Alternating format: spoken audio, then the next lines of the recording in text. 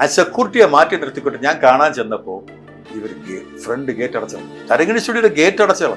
സംഗീത ജീവിതത്തിൽ ആദ്യമായിട്ടുണ്ടായ മുട്ടുകാലിന് കിട്ടിയ അടിയാണ്. അതേ സ്ഥലത്ത്, അതാണ് എൻ്റെ സ്വകാര്യ അഹങ്കാരം, അതേ സ്ഥലത്ത് ഞാൻ ആ തരങ്ങിണി സ്റ്റുഡിയോയിൽ പിന്നെ ഞാൻ കയറുന്നത് അന്ന് അടച്ചവനും ഉണ്ടായിരുന്നു അവിടെ. വേറൊരു അനുഭവം അതിൻ്റെ അകത്ത് എനിക്ക് പറയാമെന്ന് വെച്ചാൽ, അന്ന് തരങ്ങിണി സ്റ്റുഡിയോ ഓപ്പൺ ചെയ്ത സമയമാണ്. കുറച്ച് നാളെ ആയിട്ടുള്ളൂ, 3-4-5 വർഷമൊക്കെ, 5-8 വർഷമേ ആയി കാണുള്ളൂ അത് വന്നിട്ടൊക്കെ. അപ്പം ഞാൻ എൻ്റെ അന്ന് ഓപ്പൺ ചെയ്തതിന് ശേഷം മദ്രാസിൽ മാത്രം നടക്കുന്ന റെക്കോർഡിങ് തിരുവനന്തപുരത്ത് വന്നു.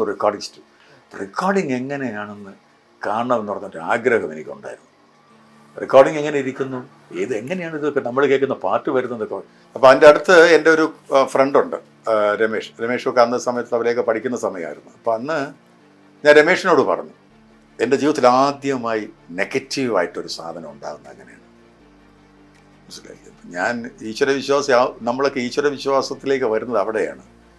അപ്പം ഞാൻ രമേഷിനടുത്ത് പറഞ്ഞു, രമേഷ് ഞാൻ എനിക്ക് സ്റ്റുഡിയോ ഒന്ന് കാണണം, എങ്ങനെയാണെന്ന്. പിന്നെന്ത്, നമുക്ക് പോവാം എന്ന് പറഞ്ഞുകൊണ്ട് എന്നെ ഒരു ദിവസം വിളിച്ച് രാവിലെ വന്നു പറഞ്ഞു. ഞാൻ രാവിലെ ഒരു 9 മണി ആയപ്പോഴത്തേക്ക്, അന്ന് തിരുവനന്തപുരത്ത് വെള്ളയമ്പലത്ത് ആൽത്തറയുടെ താഴെയാണ് തരങ്ങിണി സ്റ്റുഡിയോ. ഞാൻ രമേഷ് വന്ന് വിളിച്ചു. ഞാൻ സ്റ്റുഡിയോയിൽ ചെന്നപ്പോൾ അന്ന് അവർ യൂണിയൻ ഉണ്ടാക്കി. ഞാൻ ഇന്ന് യൂണിയൻ എതിരാണ്. പല യൂണിയനും അവരുടെ കുറേ ഞാൻ യൂണിയനിൽ മെമ്പറല്ല, ഞാൻ പോയിട്ടില്ല, എനിക്ക് എതിരഭിപ്രായമുണ്ട്. യൂണിയനിൽ അന്ന് മുതലേ നടക്കുന്നത് സ്വാർത്ഥതയാണ്. അന്നേ യൂണിയനിൽ നടക്കുന്നത് എന്താണ്, നമ്മളൊരു 5-10 പേരുണ്ടെങ്കിൽ ഈ 10 പേർക്ക് പുറത്ത് വേറെ ആർട്ടിസ്റ്റുകളുണ്ട്, നമ്മൾ അവരെയും കൂടെ പരിഗണിക്കണം.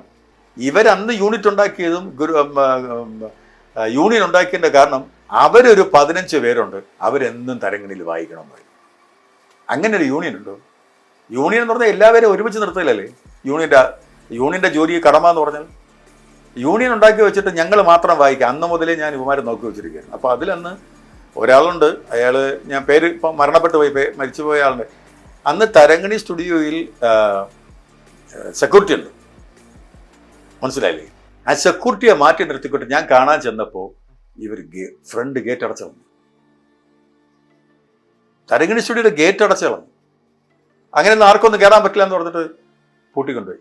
ജീവിതത്തിൽ ആദ്യമായിട്ടാണ് എൻ്റെ മുമ്പിൽ ഒരാൾ വാതിലടക്കുന്നത്. അന്നത്തെ എൻ്റെ ചെറിയ പ്രായത്തിൽ മാനസികമായിട്ട് ഭയങ്കരമായിട്ട് അന്ന് ഒരു ദിവസം എനിക്ക് ഉറങ്ങാൻ പറ്റില്ല എന്നുള്ളത്.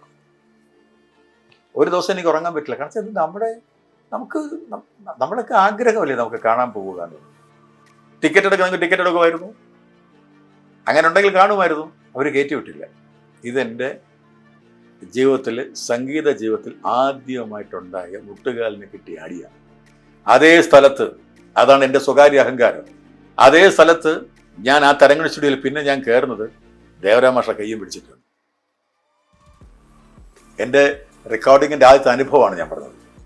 എൻ്റെ ജീവിതത്തിലെ സംഗീതത്തിൽ എൻ്റെ ഏറ്റവും വലിയ സ്വകാര്യ അഹങ്കാരം എന്ന് പറയുന്നത് അവിടെയാണ്. എന്താണ്?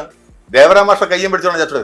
അന്ന് എനിക്ക് ആ തരങ്ങിണി സ്റ്റുഡിയോ ഗാറ്റുകളെല്ലാം തുറന്നിട്ടിരിക്കുകയായിരുന്നു അവിടെ എനിക്ക് വേണ്ടിയിട്ട്. അന്ന് അടച്ചവനും ഉണ്ടായിരുന്നു അവിടെ. അന്ന് ഞാൻ ആദ്യമായി പോകുമ്പോൾ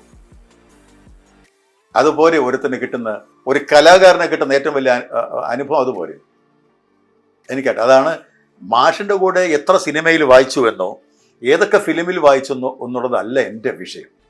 എൻ്റെ ജീവിതത്തിൽ കിട്ടിയ മുട്ടുകാലിനേറ്റ അടിയുണ്ട്, മനസ്സിലായല്ലോ. ആ അടിക്ക് ദൈവമായി അവിടെ ഞാൻ ഈശ്വരവിശ്വാസിയാണ്, അന്ധവിശ്വാസിയല്ല, ഞാൻ ഈശ്വരവിശ്വാസിയാണ്. എനിക്കവിടെ വാതിലുകൾ തുറന്നു കിട്ടി. ആർക്കും എന്നെ തടയാൻ പറ്റിയിട്ടില്ല, ആരും തടയില്ല. കാരണം മലയാള സിനിമയുടെ ചക്രവർത്തിയാണ് കൂടെ പോകുന്നത്. ഞാൻ എൻ്റെ കൈ വെച്ചിട്ട് ബാ എന്ന് പറഞ്ഞാണ് മാഷ് വിളിച്ചോണ്ട്. മാഷ് ഹാർമോണിയം വെച്ചിട്ട് ഇരുന്നു കൊണ്ട് ഇങ്ങനെയാണ് ആശാൻ പറയുന്നത്. ഞാൻ വായിക്കുന്നത് ആളുടെ കൂടെ ദേവരാമാഷ്, അപ്പുറത്തേക്കുന്നതാണ് യേശുദാസാണ്.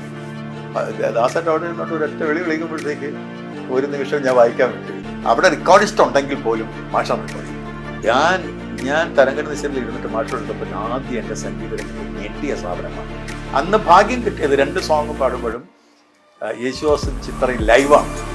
എങ്ങനെ എഴുന്നേറ്റേക്കാം മാഷ എന്തെന്ന് ചോദിക്കാൻ പറ്റും. ചോദിച്ച എഴുന്നേറ്റ് വെളിയിറങ്ങി തുടങ്ങിയാൽ 5 മിനിറ്റ് പാട്ട് തീരാണ്. എവിടെയെങ്കിലും തിന്നുപോയാൽ മാത്രമാണ് വീണ്ടും ഫ്രം ദ ബിഗിൻ എന്ന് പറയുന്നത്. ഞാനുള്ളപ്പം തന്നെ പലരും ഇനി മേലാൽ ഇവിടെ വരരുതെന്ന് പറഞ്ഞുകൊണ്ട് പറഞ്ഞു വിട്ടവരുമുണ്ട്.